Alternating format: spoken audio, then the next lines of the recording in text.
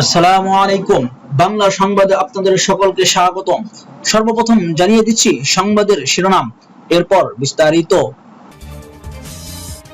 দেশে উৎকণ্ঠা উত্তেজনাকর পরিস্থিতি বিরাজ করছে। দেশকে একমাত্র আক্রমণ করতে পারে ভারত, বললেন এটিএম আজহার।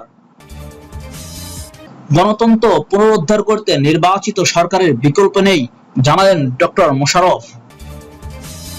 কোন ষড়যন্ত্রই খুনি হাসিনাকে ফাঁসির হাত থেকে বাঁচাতে পারবে না। এত সময় শুনছিলেন সংবাদের শিরোনাম, এবার জানিয়ে দেব বিস্তারিত। দেশে উৎকণ্ঠা উত্তেজনাকর পরিস্থিতি বিরাজ করছে। জামায়াতে ইসলাম সহকারী সেক্রেটারি জেনারেল মাওলানা এটিএম মাসুম বলেছেন, দেশে উৎকণ্ঠা ও উত্তেজনাকর পরিস্থিতি বিরাজ করছে। মানুষের ভোটাধিকার নিয়ে ষড়যন্ত্র করা হচ্ছে। বাঘের হাত থেকে বাঁচার জন্য একজন ব্যক্তি যেভাবে চেষ্টা করে, ঠিক সেরকম শক্তি দিয়ে নির্বাচনে বিজয় হওয়ার চেষ্টা করতে হবে। এই নির্বাচনে বিজয় হতে সর্বশক্তি নিয়োগ করতে হবে। রোববার সন্ধ্যায় কুমিল্লা মহানগরী রুকন সম্মেলনের প্রধান অতিথির বক্তব্যে তিনি এসব কথা বলেন। তিনি বলেন, ৩০০ আসনে জামাত প্রার্থী দিয়েছে। কিছু ইসলামী দলের সঙ্গে আমাদের সমঝোতা হলে প্রয়োজনীয় তাদের কিছু আসন ছেড়ে দেব। যেসব আসন আমরা ছেড়ে দেব, সেসব আসনও সর্বশক্তি দিয়ে কাজ করে বিজয়ী করে আনার চেষ্টা করব। এটিএম মাসুম বলেন, ৫ই আগস্টের পর একটি দলের চরিত্র পরিষ্কার হয়ে গেছে। মেধাবী তরুণরা বিশ্ববিদ্যালয়গুলো নির্বাচনে শিবিরকে বিজয়ী করে জাতিকে বার্তা দিয়েছেন, আগামী জাতীয় নির্বাচনে কাদের ভোট দিতে হবে। একটি গোষ্ঠী সংস্কারের ব্যাপারে প্রকাশ্যে অপ্রকাশ্যে অনীহা দেখিয়েছে উল্লেখ করে তিনি বলেন, আমরা মনে করেছিলাম সবাই সংস্কার চায়, কিন্তু আমরা দেখলাম একটা দল সংস্কার চায় না, বাধ্য হয়ে এক পর্যায়ে সংস্কারে স্বাক্ষর করেছে এবং মেনে নিয়েছে। এটিএম মাসুম বলেন, এখন তারা বলছে গণভোট ও জাতীয় নির্বাচন একদিনে হবে। এখন তারা এটা বিরোধিতা করছে। জুলাই সনদ পাশ হলে তাদের সব ষড়যন্ত্র নস্যাৎ হয়ে যাবে। একই দিন হ্যাঁ না ভোট ও জাতীয় নির্বাচনে ভোট দিতে গেলে ভোটাররা বিভ্রান্ত হবেন এবং সময় ক্ষেপণ হবে। নগরীর ঢুলিপাড়া পানটাউনে আয়োজিত সম্মেলন সংগঠনের কেন্দ্রীয় কর্মপরিষদ সদস্য ও কুমিল্লা মহানগরী জামায়াতে ইসলামের আমির কাজী দ্বীন মোহাম্মদ এতে সভাপতিত্ব করেন। সম্মেলনে বিশেষ অতিথির বক্তব্য রাখেন কেন্দ্রীয় মজলিস শুরার সদস্য ও কুমিল্লা দক্ষিণ জেলার সাবেক আমির আব্দুস সাত্তার। উপস্থিত ছিলেন কেন্দ্রীয় মজলিসের শুরার সদস্য ও কুমিল্লা মহানগরীর নায়েবে আমির মোসলেহ উদ্দিন ও একেএম এমদাদুল হক মামুন। দেশকে একমাত্র আক্রমণ করতে পারে ভারত, এটিএম আজহার। জামায়াতের সাবেক secretary general ATM Azharul Islam বলেছেন, আমরা যারা জামায়াতে ইসলাম করি, আমরা কখনো দেশ ছেড়ে পালাই না, অথচ আমরা ফাঁসিতে ঝুলেছি, তারপরও বিদেশে পালাই যায়নি।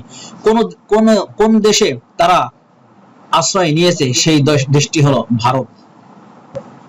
আমাদের চারপাশের এক পাশে বঙ্গোপসাগর আর তিন পাশে ভারত। আমাদের দেশকে কে আক্রমণ করতে পারে? আক্রমণ করতে পারে একমাত্র ভারত। রোববার সন্ধ্যা 7:30টার দিকে তারাগঞ্জ উপজেলা সয়ার ইউনিয়ন জামায়াতে আয়োজিত স্থানীয় বুড়িহাট উচ্চ বিদ্যালয় মাঠে আসন্ন জাতীয় নির্বাচনকে সামনে রেখে এক নির্বাচনী পথসভায় তিনি এসব কথা বলেন। এটিএম আজহারুল ইসলাম বলেন, ইসলাম বিদ্বেষী স্বৈরাচার শেখ হাসিনা আমাকে মানববিরোধী অপরাধের মিথ্যা মামলায় ফাঁসিয়ে মৃত্যুদণ্ড কার্যকরের ষড়যন্ত্র করেছিলেন। তবে আল্লাহর অশেষ রহমতে আমার বিরুদ্ধে আনা অভিযোগগুলো মিথ্যা প্রমাণিত হয়েছে। তিনি আরো বলেন, আগামী নির্বাচনে দাঁড়িপাল্লা প্রতীকে আমাকে ভোট দিন, আমাকে একবার নির্বাচিত করে দেখুন, আপনাদের আমানতের খেয়ানত করব না। পথসভায় সভাপতিত্ব করেন উপজেলা জামায়াতে আমির এস.এম. আলমগীর হোসেন। গণতন্ত্র পুনরুদ্ধার করতে নির্বাচিত সরকারের বিকল্প নেই, বললেন ডক্টর মোশাররফ। বিএনপির স্থায়ী কমিটির সদস্য ও বীর মুক্তিযোদ্ধা ডক্টর খন্দকার মোশাররফ হোসেন বলেছেন, দেশে স্থিতিশীলতা ও গণতন্ত্র পুনরুদ্ধার করতে নির্বাচিত সরকারের কোনো বিকল্প নেই। আমরা জাতীয় নির্বাচন এবং গণভোট একসঙ্গে চেয়েছি। অন্তর্বর্তীকালীন সরকার তা মেনে নিয়েছেন, সেজন্য সরকারকে সাধুবাদ জানাচ্ছি। রোববার দাউদকান্দি সদরে শহীদ রিফাত পার্কের সামনে মিছিল পূর্ব সমাবেশে প্রধান অতিথির বক্তব্যে তিনি এসব কথা বলেন। তিনি বলেন, পিআর পদ্ধতিতে ভোট হলে এতে জনগণের আকাঙ্ক্ষা প্রতিফলিত হবে না। ধানের শীষের পক্ষে গণজোয়ার দেখে ভীত হয়ে কয়েকটি রাজনৈতিক দল অযৌক্তিক দাবি তুলে নির্বাচন বাধাগ্রস্ত করতে নানা ষড়যন্ত্র করছে। ফেব্রুয়ারির নির্বাচনকে পিছিয়ে দেওয়া মানে দেশ ও জনগণের সর্বনাশ করা। জনগণ আশা করছে অন্তর্বর্তীকালীন সরকার দ্রুততম সময়ে একটি অবাধ ও সুষ্ঠু নির্বাচন অনুষ্ঠান করবে।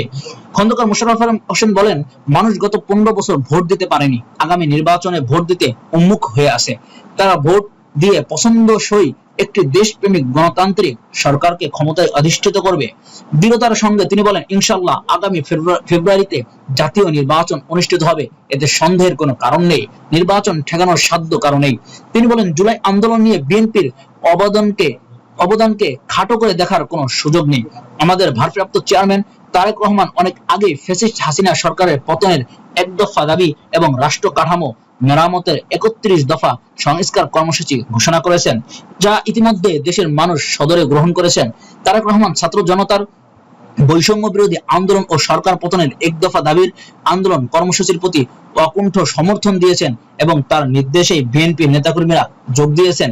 দাউদকান্দি উপজেলা এবং পৌরসভা বিএনপির সব ওয়ার্ডের নেতাকর্মী, সমর্থক এবং নানা শ্রেণী পেশার মানুষ এই কর্মসূচিতে অংশগ্রহণ করেন।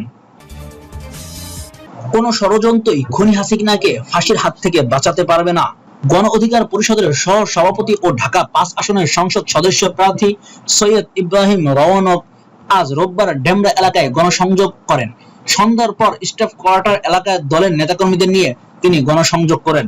গণসংযোগ শেষে সংক্ষিপ্ত বক্তব্যে গণ অধিকার পরিষদের সব উচ্চতর পরিষদ সদস্য ও গণমাধ্যম সমন্বয়ক আবু হানিফ বলেন, জুলাই আন্দোলনের সময় শেখ হাসিনার নির্দেশে গণহত্যা চালিয়েছিল। জাতিসংঘের প্রতিবেদনে সেটাকে মানবাধিকার লঙ্ঘনের কথা বলেছে।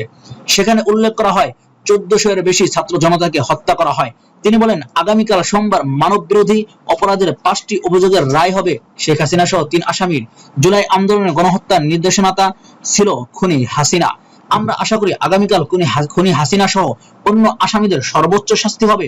খুনি হাসিনার রায়কে কেন্দ্র করে দেশের বিভিন্ন জায়গায় পেট্রোল বোমা ও ককটেল মেরে মানুষ পুড়িয়ে হত্যা করছে পলাতক লীগ। ভারতের সেই রায়কে কেন্দ্র করে দেশকে অস্থিতিশীল করার পায়তারা করছে। তিনি আরো বলেন, একটা কথা স্পষ্ট, কোন ষড়যন্ত্রই খুনি হাসিনাকে ফাঁসির হাত থেকে বাঁচাতে পারবে না। খুনি হাসিনা সহ অন্য আসামিদের ফাঁসি নিশ্চিত করতে হবে। জুলাই আন্দোলনের সময় 1400 মানুষ হত্যার দায়ে খুনি হাসিনা 1400 বার ফাঁসি হওয়া উচিত। জুলাই গণ অভ্যুত্থানে আওয়ামী লীগকে দেশ থেকে বিতাড়িত করেছে জনগণ। আওয়ামী লীগকে এ দেশে আর রাজনীতি করতে দেবে না দেশের মানুষ। গণ অধিকার পরিষদের সহ সভাপতি ও ঢাকা 5 আসনের সংসদ সদস্য প্রার্থী সৈয়দ ইব্রাহিম রওনক বলেন, এই এলাকার মানুষের সবচেয়ে বড় কষ্ট জলাবদ্ধতা। আমরা সেটা নিরসনের কাজ করব। আওয়ামী লীগ পালিয়ে গেলেও তাদের রেখে যাওয়া চাঁদাবাজি দখলদারি বন্ধ হয়নি, কেবল হাত বদল হয়েছে। জনগণের প্রতি আহ্বান, আপনারা চাঁদাবাজ দখলদারদের বিরুদ্ধে ভোট দিবেন। আমরা এই এলাকার মানুষের শান্তি নিশ্চিত করার